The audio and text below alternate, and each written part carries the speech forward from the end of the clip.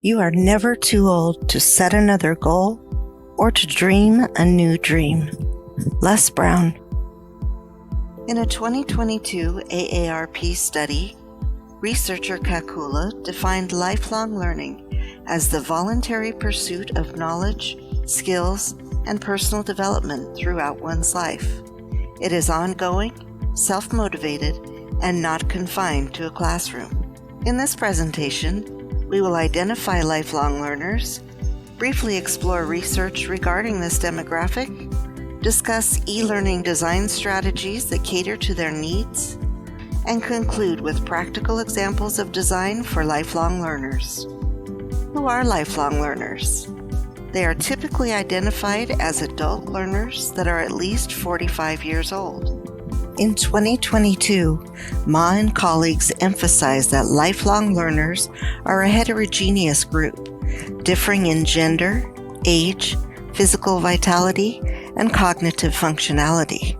According to a 2021 study by Heretic and Tanguma, people aged 50 and above represent the fastest growing group among adult learners. Kakula highlighted that the size of the lifelong learning market is substantial. An estimated 74.5 million Americans ages 45 and older currently engage in lifelong learning, with an estimated market value of $5.6 billion a year. In 2023, Pham and Associates found that despite the growing number of older adult learners, online courses largely have been neglecting them. How can instructional designers recognize the needs of lifelong learners and create inclusive e-learning experiences that are tailored to these populations? Wilkinson and Cornish's 2018 study stressed the importance of involving users within the design process. Increased usability for older adults can take vision, sound, manual dexterity, and cognition into consideration. Wilkinson and Cornish explained that incorporating larger fonts and buttons, audio controls independent of system volume, layouts that minimize the need for precise mouse movement, and memory cues more accurately capture the needs of these end users.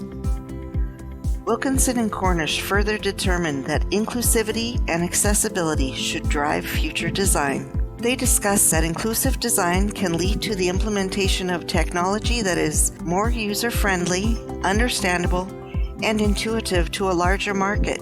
This approach enhances product interaction for all users, regardless of age, experience, or cognitive and physical abilities.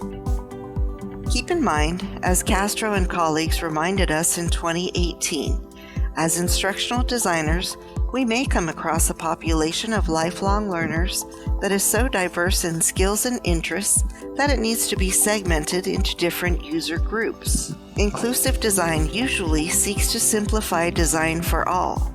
Castro and cohort suggested that, quote, an alternative strategy of niche design for some may be required, end quote. Color and contrast are important elements to consider in creating age-inclusive design. For example, white text on a black background produces high contrast, and yellow text on a white background yields low contrast. The Web Content Accessibility Guidelines, or WCAG, specify the contrast ratio for body text should be at least 4.5 to 1. You can explore and generate WCAG-compliant, accessible color palettes at Vengage.com. As Blažič and Blažič discovered in 2019, opportunities for research in lifelong learning are wide open. As an example, Blažič and Blažič found great potential in gaming for older adults, as they found it motivating and enjoyable. More information needs to be collected to explore and develop best practices for designing online courses and interactive learning objects that cater to the unique needs of lifelong learners.